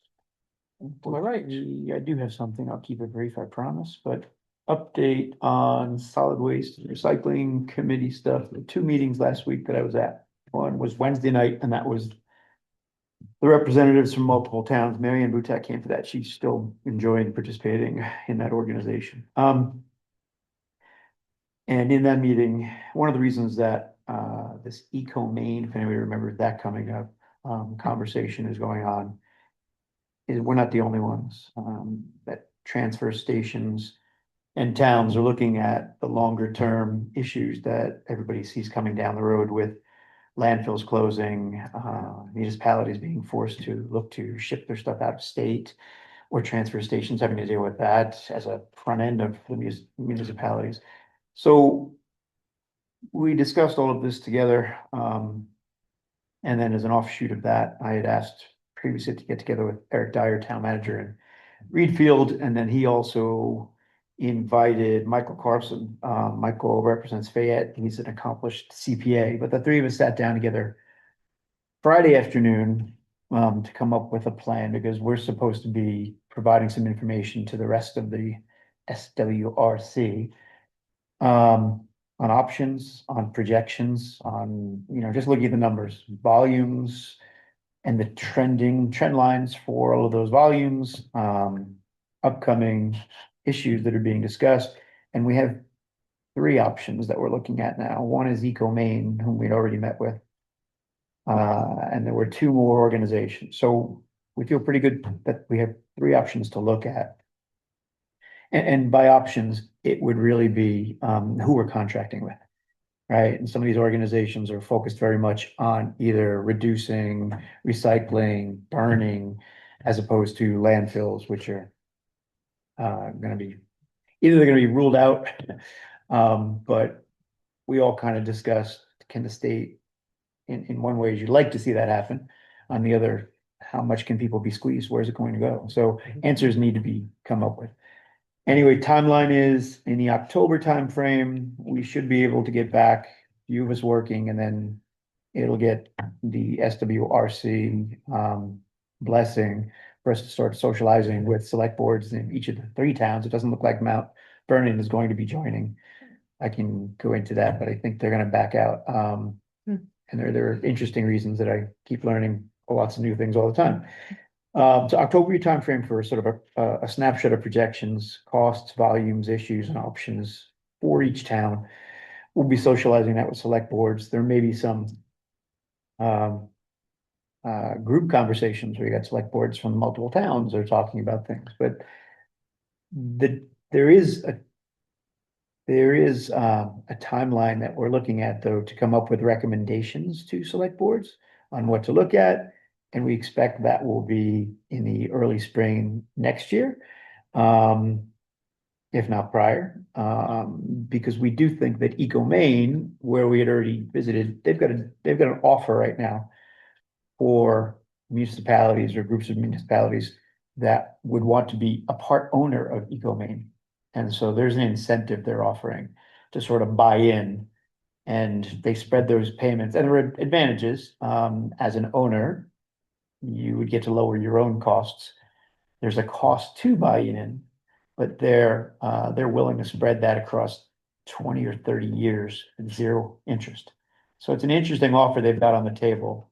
And we think that offer is gonna come off the table after the town meetings next year, because they would like to try to get these people in, and they know if it wasn't decided at next year's town meeting, when's it gonna happen? So this is sort of the deadline that we're working within the framework anyway, and I'll get back with that snapshot information in that October timeframe, and talk about what these numbers actually mean. We kind of agree, at least the three of us who were talking Friday, right now it almost looks too good. So we're trying to find out, check all the projections and check everything out, because it looks like it's a smart thing to lock ourselves into, because you're talking about a 20 or 30-year, commitment and buying in someplace. So I said I was gonna keep it short, I didn't, but that's the stuff that's going on, and I do find it pretty interesting. So can you send a note to Shannon, on when you want to get onto an agenda so that we have that on our radar? Sure. October sometime. Because I'm still trying to keep track of and lining up the things that we know are coming, so we're not Yeah, totally reactive, when Shannon and I plan the meeting next week for the following week, I would prefer to have a little bit of a framework. So Sure. you could let her know when you think you'll be coming back with an sure. agenda item, that would be good. I if you- said if you interesting can. data points. I have an interesting data point for, we all live here, right? One of the reasons Mount Vernon may not likely do it, is because a lot of the people in town don't necessarily want it to happen. And their volumes are so high that we don't think we can handle their volumes. And then you try figuring out, why are Mount Vernon's volumes so high? And it's mostly like construction waste and demo waste, because Mount Vernon doesn't charge any of the contractors anything to bring their stuff. We do, so all the contractors go to Mount Vernon with their demo waste. And it's just a decision that they made. I don't know how they're benefiting from this, but for some reason they are. So their volumes are crazy. It's like 5 times our volume they've got of solid demo waste, and we would refuse to take it. But yeah, Joe, I don't know why they do it, but Interesting. I know you find this stuff Alright. out. Is that it? What? That's Moving it. on? Sure. So I alluded to the fact I would like to get a little bit of a framework for the rest of the meetings this year. I'll be working with Shannon and trying to prep those up. We had so much in the last week or so on pretty big and hefty agenda items that, putting that list together didn't get prioritized. But I think we made a lot of progress in today's meeting, so hopefully we can get back to that good intent. Huge progress. That good intent of having a bit more of a roadmap map on our meetings upcoming, so that we can see decisions that we need to make. We did all get a communication from somebody. It was an unsolicited request. Somebody wrote up an article. Appreciate the positive write-up about some of the town business and local businesses, not just Wayne. Some of it was, a little actually interesting maybe, I was but a little leery clicking on the links, I'm glad. Everyone should always be very leery about clicking on links. but I did. And the point of bringing it forward is to acknowledge we did get that request. Yeah. Unless the board chooses to take further action with that, I'm not planning to put that on a future agenda. It would take some time, and it did have some links and associated costs that, and it was a view, an individual's view, not a full town review, so I was very cautious about clicking on It these. was a marketing, it was Yeah. a marketing solicitation. It was. Exactly, Yeah. so, yeah, and we didn't ask for it, so. It was so- pretty thin. She Yeah. described the town of Wayne as Yeah. limited entirely to this little stretch of land between Yeah. two lakes. I didn't think most of the people in town would So- appreciate that depiction of the town of Wayne. Yeah, so I think, yeah, I just wanted to acknowledge, we received that, and Paul is not gonna take further action on that. That's, my board member reports. Henry, any, board report? That's not so much a report, but I spent several hours sending you the note about MMA references because I don't believe in surprises, and my interest is to get the stuff done right. I assume you passed that along, which I expected you to, and many documents were changed, and I wasn't provided those before the meeting. So, Let me finish, or even at the meeting. So apparently my no surprise ethic is not reciprocated. I do not appreciate seeing documents the first time when they're presented to me for action. I would like to see them in advance, so I may review and think about them. so I'm gonna respond to that. You and I talked this morning, I was driving, I believe it was around 12:30-ish. I guess that's technically this afternoon, about the meeting, and you advised me that you'd done the research on and had points on MMA. I received your document at 2:41. I forwarded that to Shannon after I saw it. It wasn't immediately at 2:41. I didn't, I wasn't tracking for it to come in, so Shannon actually received that, I'm guessing 4 o'clock-ish, I don't remember what time. And made a valiant effort to respond. So, it was you didn't get it back because, it was very short notice for all of us, and I wanted Shannon to have that so that she wasn't blindsided for this meeting, but, respectfully, there wasn't a whole lot of time to respond to your concern that you were gonna bring up today. Even a note that this is being evaluated and taken care of, which I didn't receive. And the reason you didn't get it until 2:41 is that particular effort took me 2 hours to do.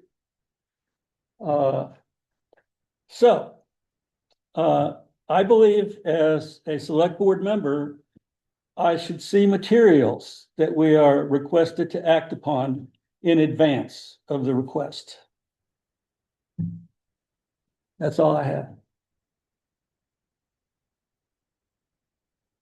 Steve? So your request was not this afternoon. Say what? This conversation today. was. Conversation was Sold this today. afternoon, You yeah. expected it to get by this evening's No, meeting. no, I expected if it was going to be addressed to be told that. The new document, we could have shortened the meeting considerably, and it won't make it any longer now. We could have shortened the meeting considerably with a note, hey, I have this and we're making changes. Okay. Appreciate your feedback. Steve? Just a couple of things to piggyback on Shannon. I attended the comprehensive plan committee meeting, both Sunday for the forum and last night for the first meeting I attended. Just wanted to mention that the responses, the most 5 common responses which people took time to discuss was the first, protecting the lakes and natural resources, keeping up with affordable and attractive places for families to live in Wayne, preserving the elementary school and community vitality, and maintaining Wayne's rural character. So those were by far the issues that came up, some of which will be appropriate in the comprehensive plan at some point or not. A lot of the frustration, I think people realized, the reality was that the comprehensive plan is a year plus in finishing. And that the issues at the lake are now, and so are the issues at the elementary school. So, but at least they got heard. Yep. And the meeting last night was, the beginnings of compiling all that information for some sort of handout for people and get it on the website. If two of those very current issues are the lake and schools, though, I would think there's some conversation that said, but of course, we have actions in parallel to while we're putting this together, right? I mean, hopefully that would make, Yeah, like, everybody would think, okay, but wait, nobody's necessarily waiting on the comprehensive plan to be Right. saying, let's do this. So that's good. Yeah. right? Yeah. yeah, that was good Hope there's a information. good A lot of file. people didn't understand how extensive that process is to Right. get that plan in place. And it's a 10-year plan, so it's not Yeah. something that look at immediately. The other thing I just want to mention is I got selected to be on this strategic planning committee for the schools. And, the other Wayne people are Amy Tucker, Cheryl Lang, Jessica Layton. There are 4 from each community. And I'm not there as a select board meeting, member. So I don't know what kind of information you want or would like in terms of my reporting back to you on these meetings and how it progresses. And I could also simply ask other members from Wayne to come in and do it as well. It's kind of a weird situation I'm in because I'm not speaking as a select board member. I could report it. I think we need to think about how we Yeah. want that group, including yourself, to report to the select board. Yeah, because the other group is reporting, your group is reporting and will be reporting regularly, so Yeah, I just want it out there and. The next meeting is Wednesday afternoon and it's open to the public. So while all of us will meet for the first time, it's an open meeting and it'll be at the high school from 1 to 2:30. So, and that'll be true of all the meetings. They should be publicized and public is welcome. excellent, thank you. So the meeting is at 1 to 2:30 during the week, Yeah, so parents can't really participate. not real and go good for to it. parents, is it? Yeah, There's some discussion about how to manage the meetings and when to make them. It's not even like it's over a lunchtime where people might have an No. option to. I'll bring that up. How does the school provide you with space once school is back in session? But I guess there's rooms available. Seems like you'd run into a conflict with students at that time too. Yeah, well, this is just the first one, and part of this is talking about Okay, whether right. we can adjust that type of stuff. Yeah. Good point. Alright, Lauren? my turn. I just wanted to plug again the community forum tomorrow at 6:30 at the Wayne Church. It's going to be going over the Wayne Options Task Force work so far that we've done and to get community discussion surrounding what the community wants for the future of the Wayne School. Cool. Cool. What time is it? 6:30, I think. Yeah. I'll be there at 6 is my plan. I think it starts at 6:30. I hope That's I okay. Sleep at that time. I have to work tonight for 6 hours of presentations tomorrow, so hopefully I'll be sleeping. All right, well, with that, we're gonna try to adjourn. We're 3 minutes over, which isn't terrible. It's time to entertain a motion to adjourn. Motion to adjourn. Is there a second? Second. Those in favor? Good.